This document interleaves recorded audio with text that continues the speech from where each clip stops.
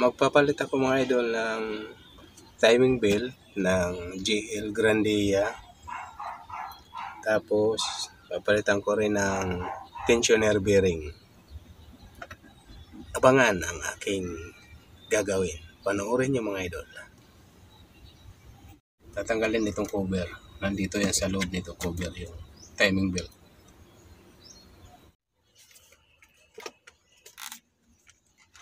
Yan mga idol. Timing belt cover. At ito yung papalitan ko. Ito. Tapos itong tensioner. Palitan ito. Yan. Tunog na. Ito. Ito yung guide niyan. Timing. Yan. Timing mark.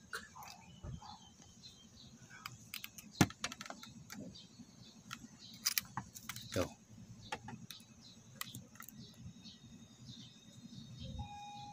Yan. Mga idol, tinanggal ko na yung timing belt. Ipapakita ko na lang kung paano ko siya ibabalik. Pero naka-ano na yan, naka-timing mark na siya. Ito. Yan, timing mark niyan, tapat. Tapos dito. Ito lang yan. Dalawa lang. Madali lang ito mga idol. Ito yung pampalit niya. Kaya lang, yung belt niya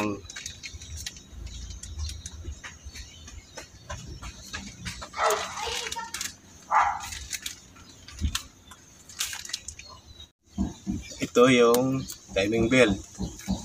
Ito yung tensioner bearing niya. May alog na. Ayan. Kita niyo mga idol, may alog na siya.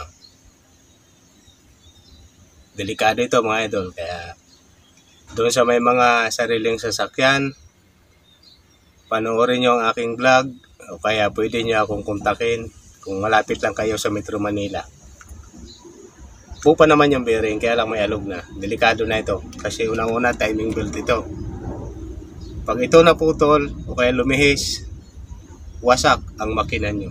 Kaya kailangan maging active kayo sa pakiramdam ng inyong sasakyan.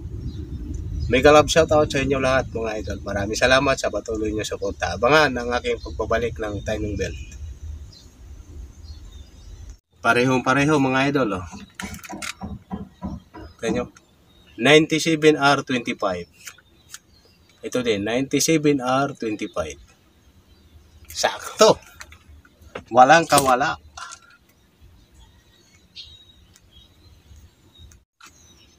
Mas maganda mga idol kung itatapat nyo yung timing dito mismo sa mga pangalan.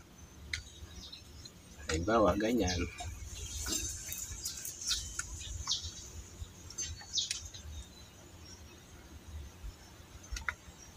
Yan. Diba? Ang galing. Yun.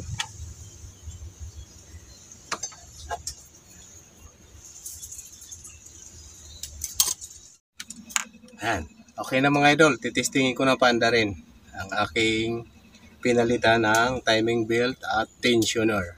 Ito, bago na yan. Saka ito.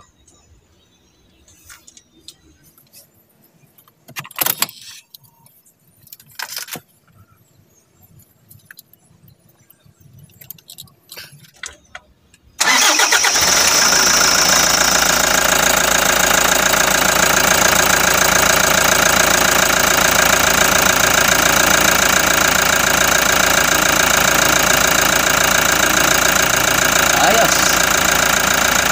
O, diba? Ang galing. At ito na mga idol ang aking tapos ng trabaho. Ang pagpapalit ng drive belt, timing belt, tensioner bearing at saka tensioner timing belt. Tensioner timing belt bearing ng Toyota GL Grandia.